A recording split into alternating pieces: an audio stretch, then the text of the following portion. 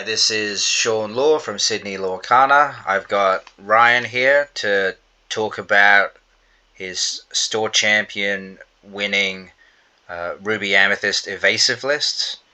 How you going? Good, Sean. How are you? I'm good. It's good that we've got a Ruby Amethyst deck on the channel because I've been wanting to feature a Ruby Amethyst for a long time since it's the main deck that I play as well. Yeah, it's about time the best deck in the format Yeah, won a tournament. So yeah. So let's talk about your list because it's got some interesting numbers in there, and I can see you've got 14 uninkables. yeah, 14 is what I settled on. I was sitting at 13 for a while, but then I tried out the new Hades, and it was a must-add for me personally. In so many matchups, it's got a lot of value. Yeah, well, I think particularly because you've got like the four Mauis as well as the Iagos to absorb the damage from the Hades. Because I found when I tested it, it just kept killing all my stuff, and Well, that made that made its effect not as like. Sure, I was drawing a lot of cards, but it was harder to control the board because all the my stuff trick kept dying. is to kill your stuff while they're on the library. Yeah, well Uh, that's pretty good as well. I see you've gone for Iago over the Moana. Was that just because it's a much better statted body? yeah, the 3 health of Moana is a little underwhelming. Its effect is great, but I didn't, in testing, find that I was actually, even in matchups where I expected it to get value, getting any value out of it. Where like a Crab or Iago wouldn't have done the same or better. So I ended up dropping. I was only running 2 Moanas, so I dropped them for a Hades and I believe a third Iago or a fourth Peter Pan, one of those two things. Nice. And I can also see that you've cut down on brawls. Did you find that running two was just the right amount, or Yeah, two felt like the sweet spot because in a lot of the matchups you're gonna come across, it'll be a dead card or at like best a lower value answer to yeah, what's being played. yeah? I mean, it feels pretty bad when you have to brawl something on three because you haven't drawn some other like a crab or a pan Yeah, or something to it, try and deal with the board. it But can be yeah, really disruptive to play it on three, especially against Steel Song. Kill an aerial or kill a Peter Pan in the mirror. Um, yeah, it's also substantial. and I can see, yeah, you're running the full 12 one drops, no two drop package. How did you find that? Because yeah, that was different than what I was running, where I I cut all the one drops except for three Cogsworth to give the Maui half shark rush, and went heavy on the two drops. But obviously my two drops don't cantrip like the one drops, so it makes it a little more clunky. But the yeah, how did you find with the 12 one drops and no two drops? Well, two drops felt underwhelming this set with the sort of goal of the deck. Having the 12 one drops makes the deck feel a lot more consistent. Like ideally, you've got three in your opening hand, and they're just gonna keep throwing you cards. Because I feel like the win condition of the deck is to just keep drawing and keep inking. You want to ink every turn. And having the 12 one drops really, really helps with that. Like especially even later on in the game, if you've got a library that's been able to stick, if you can cycle some 1-drops through that, it keeps your hand really healthy. Yeah, well, I can see you're running the full four library, no queen's castles. I mean, I've seen some people run like 3-1 or yeah, just three library. What was your rationale for running just the full four library? It's a lot easier to get value out of than the Queen's Castle. I was on 2-2 last set, but it felt like the Queen's Castle was just dying to too many things these days. 7 health is pretty fragile. Um, like it'll die to like a crab, Iago, or like Yeah, a fox more crab. likely option would be the Rhino and like a Pete from Steel Song or something like that. Like 7, uh, you know, doesn't last very long, and yeah, keeping something there for a turn is not likely. Yeah, and what about what about like your 5-drops? I can see you run 3 Elsa and the full 4 Mauis.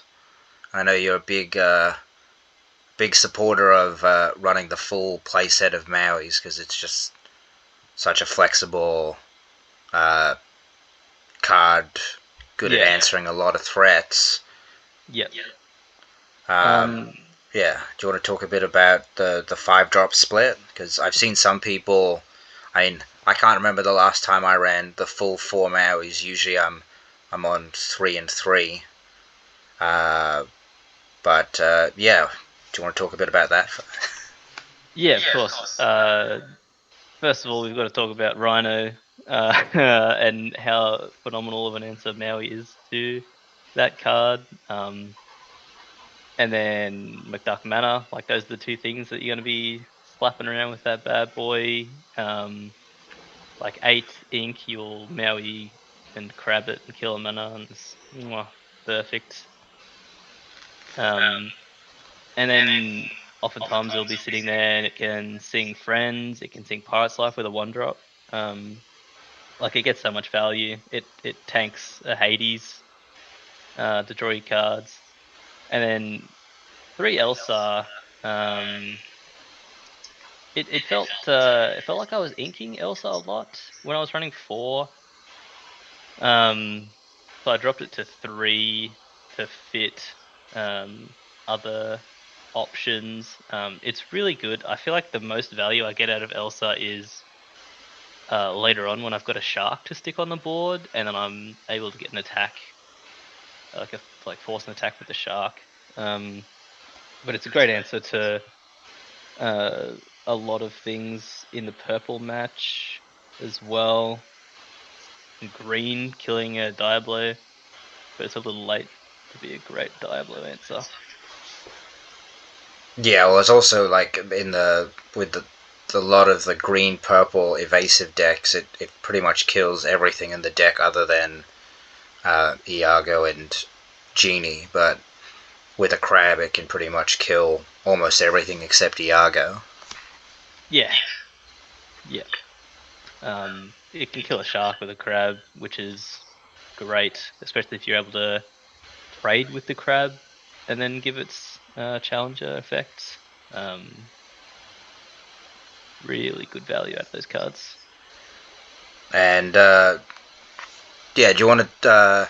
You talked a bit already about the 1-drop Hades. Would you ever consider running more? I did consider it, but the list is too tight as is, and you got to be pretty good to be to justifying another uninkable being added to the list.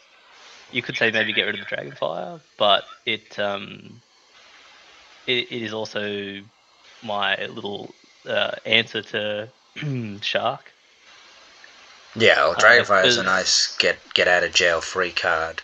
Ah, Yeah, especially since you can loop it with the Maui in the later game. yeah. A lot of the time,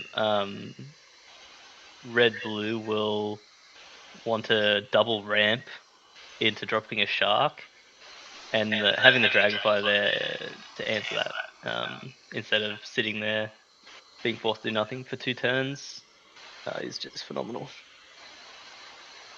And another interesting choice in your deck was the three Finders Keepers. I mean, a lot of people I've seen run one, two. I've never seen anyone run three, but since I've seen you run three, I've also upped my Finders Keepers count to three. Um, Yeah, well, you would but have felt it in that matchup, no? yeah, but yeah, do you find like would you ever consider going up to four like Blurple does, or you think three I is was on the sweet four. spot? I was on four, but again, I did feel like three was the sweet spot. You're drawing it enough, but not too much. Because it like even running two feels bad because you'll oftentimes be forced to ink it with 14 unkables, and then you're chasing one, and if you don't hit it against red blue on curve or close enough to curve, you're going to be in a pretty tight spot. So three like lets you ink one early and then still be able to find another one pretty consistently. And how did you find with the Pirate's Life at three? Because I've seen also that's also in other decks. Some people run two, some people run three. I haven't seen anyone run four in Ruby Amethyst, but I've seen Ruby Sapphire run four. Yeah, I mean, again, it's hitting that sweet spot where you'll oftentimes be forced to ink it, but it's such a crucial card, um, that you want more than two because you don't want to just be sitting there 40 cards left in your deck and there's only one of them going to be a Pirate's Life. Um, you know, same thing with Finders Keepers. Like, there's so many matchups that you're going to encounter where it's a do or die card for the deck. Um, if you like, you can hit Finders Keepers the turn before you B prep if you don't have a library to put your things in or whatever. So you can get that value rather than just being forced to, like, I don't know, play a genie and then kill it your next turn. Um, Pirate's Life having the extra one in there, uh, like it just makes the deck work so much better because at the end of the day, it's a Maui Shark list, so you want enough actions in there for the Maui Shark to get good value. Right, it also becomes like a bit of a finisher. Like I've seen you in a few of the games you played, you would deploy Shark plus like get someone to sing or hard play a Pirate's Life for the game. Because in well, like particularly when you're playing like more grindy matchups, it's pretty rare for the half shark to stay around more than a turn or two. Because Yeah, it's just everyone has, well, most people are packing some sort of removal or answer for half shark because it's such a prevalent card. yeah. I mean, if your deck doesn't have an answer for Half Shark, it's not going to win. But yeah, you want other characters to be able to sing it and then challenge with the shark to get it back. Um, I know a good example. I was at Mega Games Penrith set champs. I played against Jordan, and he was on Blurple. I had a Peter Pan and an Iago. They sing Pirate's Life. I play Shark, rush, attack, get it back. Next turn, sing Pirate's Life again, play an Elsa, attack with the Shark, get it back. You know what I mean? It's just a great combo. Yeah, and yeah, the 4B prepareds. I feel like if you're playing Ruby Amethyst, I've seen some like in other sets where I was running Sisu, I did cut B prep to three, but I feel like at the moment B prep should be a four of. Yeah. Yeah, and See, yeah, Sisu is a hard run. in this list. I feel like you've got enough answers to aggro without needing the Sisu on 8. And then in the matchups where you'll be playing that late game grind fest, Sisu's pretty much a dead card. So 4B preps, I like to think if the card is um, essential in a lot of the games, like you can get away without, say, playing a Finders Keepers in a lot of matchups. But pretty much 10 out of 10 times you got to be playing around that B prep on curve. So you really want the 4 to be able to hit that every time, or almost every time. Yeah, it also gives you a bit of redundancy when you play against those like discard or wheel decks where they snipe one of them out early. It still gives you a 100%. chance because I think near the start of the set when I was trying out Hades and I was running more Hades, shaved down a bit of the Be Prepareds, I think to 3. There were some matchups where like I got wheeled twice by Steel Song and now all my B preps are in the yard and I have to try and rely on a half shark to recur a B prep, Yeah. which doesn't feel very good. No, it doesn't, because when you need to hit with him, he's so hard to get that attack off. All right, and do you want to talk about your matchups on the day? Course. So round 1, I played red yellow, uh, amber ruby, I should say. On the draw, I win 2-1. He was playing a Mufasa Yeah, the Ruby list. Fasa one, right? Yeah, Yeah. yeah, yeah. Very dangerous. He got a game off me with the big Wreck-It Ralph. Oh yeah, Getting the 2 that's lore. that's yeah. Getting that one, either getting you the 3 lore from the princess or grabbing like a Flynn or something in the late Yeah. game can be pretty backbreaking. Oh, Yeah. yeah, dangerous stuff. But we got the win there. Uh, round 2, I played Eversteel Aggro, which I was a little scared because I'm not running Foxes, which tends to be a good answer to like Daisy Duck or pretty much anything else like this other than Rhino. But it felt like the answer to Rhino was actually bad enough that I just didn't need the Fox, and I can rely on the 1-drops I've got, crabbing it, or a Peter Pan into a Yargo and then a Maui Rush. So I ended up winning that 2-0. But that was Nick.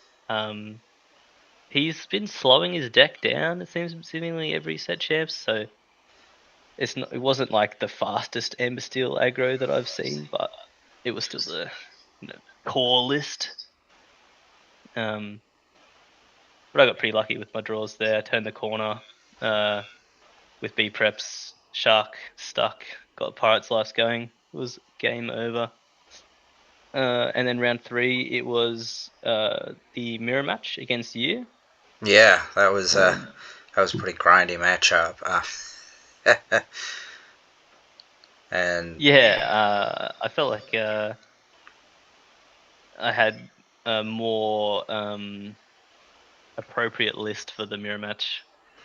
yeah, well, I Uh, was sort of yeah, I was sort of thinking that Ruby Amethyst has not been that popular, so I sort of tailored mine more to other matchups other than the mirror because I just had tons of evasive. So once I get control, I just close it quickly because you can't interact with my board. yeah, Was my strategy, but I did feel the card advantage that you had with the 3 Finders Keepers was was definitely, and I think there was one matchup where I had to ink my libraries. I like a yeah, couple of them because I just drew my uninkables, which was a bit rough. But yeah. I mean, that's how it goes sometimes. yeah, And not to be understated, we haven't touched on it yet. Friends on the other side, Uh, probably the best card in the list. Thinking that Yeah, with Crab and Beat Up Ban. Oh my god. If you don't find friends on the other side, playing Ruby Amethyst, it almost feels like you're not even playing the game. Just gonna run out of steam and you know. yeah. And Well, I I mean, feel our like I matchups sung the are most, so I yeah, won. yeah. Well, I mean, between the friends on the other side and finders keepers, I think we and Maui looping them on both our sides, we definitely sung more than I think We there were was at singing, that's for least sure. yeah, there was definitely at least three finders keepers and four or five friends between between the Yeah, two of us in heaps. a lot of the games. Yeah, Yeah, but that's how it goes. We're just drawing cards and then grinding our way to 20 lore. But you know, I enjoy the mirror. It's a lot of decision making. yeah. Um, I find the mirror. That's like usually my least favorite matchup is playing the mirror. Uh, just because it usually comes down also to like, can you draw more to keep up? And yeah, yeah, it's also yeah. very grindy. Drawing Because more cards lets you outvalue, and that's how you win. And yeah, I won that 2-0. And then round 4 and 5, I ID'd, so I went 3-0, and two IDs secured top top cut, and there was no seeding related who goes first. So yeah, it was dice there was no rolling, which yeah, there was no point playing those games to secure higher seeding. Just getting there was enough. Have a break, get food. I'm about ready for the top 8 games. and Uh, how'd you find how were your top 8 games? they were really good. I ended up playing Ruby Sapphire in the quarters against Ollie. He's a great player. They were great games, very long, almost. I think we were not too far off going to time, even with the longer top 8 timer. Uh, I managed to win game 1 on the play. He won game 2, and then game 3 he got to like 19 lore when I was on 3, and I managed to claw it back unbelievably. Uh, but very well played by the both of us. And then uh, top 4, I played Connor on his Steel Song discard list, Yeah, which and also had Beast in it as well. yeah, Beasts, because he wasn't running Whole New World, Yeah, which feels good and bad for me because uh, it felt good because I knew he wasn't on it, so I didn't have to um, think my like card drawing songs. Like I was able to just play my own hand without worrying about it. But bad because uh, you don't get that saving grace if you brick. um, yeah. Also, the Beast is a bit harder to answer because yeah, the else is the only way to really exert it. So like yeah, unless I they mean choose to that's quest where with we've it, got the which Dragonfire and yeah, GG prepping it. yeah, But yeah, they were. He didn't get the best draws. I ended up beating him 2-0. Game 2 is the only one I really remember. I just had a shark stick and I just won the game from that. I think we were both top decking, uh, and yeah, I just drew better. yeah. I think you Uh, didn't draw that many songs as well, yeah, which poor is bloke. a bit rough when you're playing a song heavy deck. Uh, Yeah, yeah, very rough, very rough. And then the finals, I played Wesley on his patented Ruby Sapphire, sorry. And Um, how do you feel going into that? Because I mean, generally against Ruby Sapphire, I usually feel Ruby Amethyst is more favored, but Carpetbag and stuff does, or Carpetbag, well, or if they've got the what's it, the stone Greystone Great Stone Dragon. Dragon, No, that can no. definitely give them some boosts in on their end. Yeah, I mean Wesley's a great player. I was a little nervous going into it because you want to win and going losing these days feels terrible because there's no second place Matt. But I built my deck to be good into Ruby Sapphire. I think that the matchup is inherently Ruby Sapphire favored. Um, but I believe the changes in my list brought it up to at least parity or slightly in my favor if um, they don't know what I'm running because I know what they're running. It's a pretty common list, Yeah, well, and I I was able to. remember. Yeah, Wes was like people were asking him about your list, and he put like a estimate of your list, and it was different than this one. Yeah, he thought I was on Foxes, which Yeah, is a fair guess, but not a pointless card. Yeah, it was an hour and a half, best of yeah, it's three. very grindy. Well, I mean, yeah, that's the thing is that it's yeah when you play those games, they're usually pretty grindy because you're just firing haymaker after haymaker against each Yeah, other. yeah. In the games I won, I was able to get a library to stick and just draw a million cards, and he couldn't really keep up. I just like I understand the matchup. Like I played it so many times. Like the way he wins is to get manners to stick, and I don't have enough of a card draw engine to get my ink levels to like above 8. Like anywhere from like 10 to 12 is preferable. But I need to be able to play the combinations of characters that kill a mana um, before he plays two of them, uh, which I was able to do. And then I was pretty much sitting on two Mauis and two crabs, and they were just borderline uninkable because at any moment he can just sing prep with something and then drop them. So I've got to be able to be ready for it, uh, and then just play a bunch of one drops through a library because you can't commit too heavily onto a board in this mirror matchup. Well, not mirror matchup, but red matchup because he's only got so many B preps and so do I. So it feels like every time you play a shark, that's one B prep gone. You just got to trade those value cards back and forth.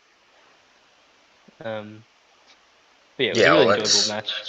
that's where the four Mauis would have been pretty clutch because Yeah, 100%. that's like your best answer uh, to the manas because you don't really want to be getting your half sharks to swing into them. You'd rather your half sharks swing into something else and get you back an action. Yeah, yeah. Best case is the Maui crab, and then you've got like um, Maui shark with the Peter Pan. But that feels worse because that's a phenomenal B prep for him to get rid of both a Peter Pan and a shark. Um, so you avoid playing that, but you got to do what you got to do. End of the day. But Yeah, well, yeah, you definitely the had some very grindy matchups. Like I remember watching one where between the two of you, you played what 7 or 8 Pirates lives between the two of you. It's like a yeah, 14, 16 point lore swing in the game, and it was usually like right before someone could win. Usually the yeah, Pirates life shoulder just like comes in, and then you gotta. I remember, yeah, watching you get like the Shark Pirates life, 12 ink combo for for game for some of them as well, which is pretty good. Yeah, well, he was able to get to 17. This was game two on an empty board state with I believe he had 11 ink, 12 ink thereabouts, which is losing if he's able to play a Maui Shark and a Pirate's Life or two Pirate's Lives. So I was forced to play less than optimal lines, just to prevent that losing outcome, which ended up being the correct play because I heard from Connor, who was sitting behind Wesley for those matchups, that he was sitting there with four Pirates Lives in his hand. So I had to keep playing to stop him from ending it or starting a turn on like 16 plus the law, which is what I was able to do for a while. But I ran out of Pirates Lives and didn't have enough ink to like set up a meaningful winning board state. So he was able to take that one, unfortunately, because then it meant we had to play another one, and it was pretty late, and everyone was tired. So Yeah. luckily, game three was pretty fast. I was able to get two Diablos to stick on the board, Peter Pan, and then a genie. Sing friends with the pan and just quest Sycamore in the library, I believe. And he wasn't able to recover from my rocketing speed early game. Yeah, well, if you can get like a couple of genies to stick, they just close a game out very, very fast. Yeah, if he's not able to like sing how far I'll go, play how far I'll go, get himself up to that 7-8 ink pretty quickly to drop a C2 or B prep. He's in pretty dire straits, which he wasn't able to do. So he was pretty late to those answers, which was lucky for me. All right, and well, thanks for talking about your deck. Were there any changes you would make to the deck? I mean, are you going to go to the last two games this weekend? Well, I'm strongly considering it because I've got 6 of the Jafar promos and a full page of my binder is 8, and I was able to do that last set with the Hero Hamadas. So it'd be nice to have a full page of the Jafars, but 5 weeks very taxing to go to Sydney uh, every day. Yeah, because But it's a much we'll longer trek see. for you because you're coming up from the coast. Yeah, from Newcastle, about 2 hour drive. If I was going to make any changes, probably go to 4 Iagos. I think there's a lot of green purple still floating around. Uh, what would I drop? Maybe, I don't even know, run 61 cards, give an extra Iago, I'm not sure. Would you ever consider running magical maneuvers? I found that to be pretty invaluable against green purple. It hasn't come up on my radar as something I would run. I think the list is pretty tight, and uh, I you want to sort of stick to the game plan. I think putting in too many like specific answers to things or cards that um, only work like in one matchup or so is going to be detrimental to your overall win percentage. Um, but yeah, I don't know. I'm happy with the list as is. I've been through a lot of changes with it, and I think it's got all the answers you need for the most part. Nice. And are there any cards that you're hoping will get reprinted in the next set? To yeah, any cards you're hoping to get reprinted? Well, it would be nice if Peter Pan Shadowfinder gets reprinted. We've already had Pirate's Life confirmed. Um, that being said, I don't necessarily think it would be a great thing for the game if all of the meta defining, I should say, cards get reprinted, we'll just end up with something akin to this list just being ran back, which can get a little stale. As much as I love the list, I'm just hoping they end up with a good metagame at the end of the announcements. You know what I'm saying? Yeah, well, I'm hoping. Yeah, I mean, for me, I'm hoping that either B prep or something like B prep comes in because I think that's a pretty. Well, it seems like a pretty core identity of Ruby Amethyst is having the board wipe, Well, and I would be surprised if a board wipe in some manner was not in the game. So whether B prep gets released, reprinted, or another board wipe gets announced in a different form, whether it's a non-singable action or something along those lines. I'd be happy with that. yeah. All right. Well, thanks for talking about your deck. If anyone wants to reach out to you to talk about Ruby Amethyst or Steel Song, which is your other main deck, do you have any social media plugs that they can reach out to you?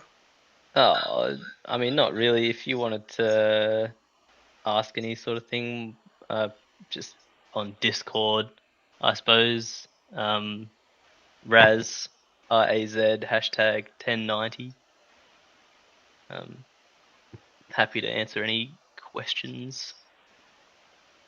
No dramas. All right, then. Well, thanks for coming onto the channel, and hopefully, we'll interview you in future sets to talk about some more Ruby Amethyst. Of course, always happy to. All right, then. Well, thank you for that. Yeah, no dramas, mate.